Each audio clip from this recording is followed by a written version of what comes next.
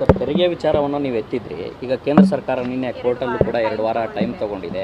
ನಿರ್ಮಲಾ ಸೀತಾರಾಮನ್ ಅವರು ಚುನಾವಣಾ ಆಯೋಗದಿಂದ ನಮಗೆ ಕೊಡಲಿಕ್ಕಾಗಿಲ್ಲ ಅನ್ನೋಂಥ ಒಂದು ವಿಚಾರವನ್ನು ಹೇಳಿದ್ದಾರೆ. ಅದು ನಿರ್ಮಲಾ ಸೀತಾರಾಮನ್ ಅವರ ಕುಂಟು ನೆಪ.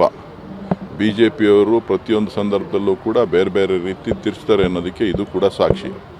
ನಾವು ನಮ್ಮ ಅಕ್ಟೋಬರ್ ಮುಂಚಿತವಾಗಿ ನಮ್ಮ ಪ್ರಸ್ತಾವನೆಯನ್ನು ನಾವು ಕಳಿಸಿದ್ದೇವೆ.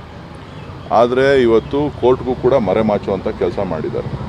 ಅದಾದ ಮೇಲೆ 2 ಬಜೆಟ್ ಸೆಷನ್ಗಳ, ಒಂದು ಚಳಿಗಾಲದ ಅಧಿವೇಶನ ಆಗಿದೆ, ಅದಾದ ಮೇಲೆ ಬಜೆಟ್ ಸೆಷನ್ ಕೂಡ ಆಗಿದೆ. ಸೊ ಯಾವುದೇ ಸಂದರ್ಭದಲ್ಲಿ ಇವರು ಈ ಒಂದು ಪ್ರಸ್ತಾವನೆಯನ್ನು ಆ ಸಂದರ್ಭದಲ್ಲಿ ಮುಖ್ಯಮಂತ್ರಿಗಳು ಭೇಟಿ ಮಾಡಿದ್ದಾರೆ, ನಮ್ಮ ಕಂದಾಯ ಸಚಿವರು ಭೇಟಿ ಮಾಡಿದ್ದಾರೆ, ನಮ್ಮ ಪ್ರಸ್ತಾವನೆ ಏನಿತ್ತು ಎಲ್ಲವನ್ನೂ ಕೂಡ ಇಟ್ಟಿದ್ದಾರೆ. ಅವ್ರಿಗೆ ಎಲ್ಲೋ ಒಂದು ಕಡೆ ಕರ್ನಾಟಕಕ್ಕೆ, ಕನ್ನಡಿಗರಿಗೆ ಮಲತಾಯಿ ಧೋರಣೆ ತೋರಿಸ್ತಾ ಇರಬೇಕು ಅಂತಕ್ಕಂಥ ಒಂದು ಕೆಟ್ಟ ದೃಷ್ಟಿ ಭಾರತೀಯ ಜನತಾ ಪಕ್ಷದ ಆಡಳಿತದ ನಡೆಸ್ತಾ ಇರ್ತಕ್ಕಂಥವ್ರ ಮೇಲಿದೆ. ಹಾಗಾಗಿ ಇವತ್ತು ಎಲ್ಲ ಪ್ರಾಜೆಕ್ಟ್ಸ್ಗಳಿರ್ಬೋದು, ಬರ ಪರಿಹಾರಕ್ಕಿರ್ಬೋದು, ಹಣಕಾಸು ನೆರವಿರ್ಬೋದು, ಎಲ್ಲವನ್ನೂ ಕೂಡ ಅವರು ಪ್ರತಿಯೊಂದು ಹಂತದಲ್ಲೂ ಕೂಡ ನಮಗೆ ವಿರೋಧ ಮಾಡ್ಕೊಂಡು ಬಂದಿದ್ದಾರೆ. ಸುಪ್ರೀಂ ಕೋರ್ಟ್ ಅವರಿಗೆ ಸೂಚನೆಯನ್ನು ಕೊಟ್ಟಿದೆ. ಸೊ ಅದು ಯಾಕೆ ಅಡ್ವೊಕೇಟ್ ಜನರಲ್ ಅವರು, ಸಾಲಿಸಿಟರ್ ಜನರಲ್ ಅವರು ಏನು ಆದೇಶ ಪಾಸ್ ಮಾಡಬೇಡಿ ಅಂತ ಹೇಳಿದ್ರು ನನಗೆ ಗೊತ್ತಿಲ್ಲ.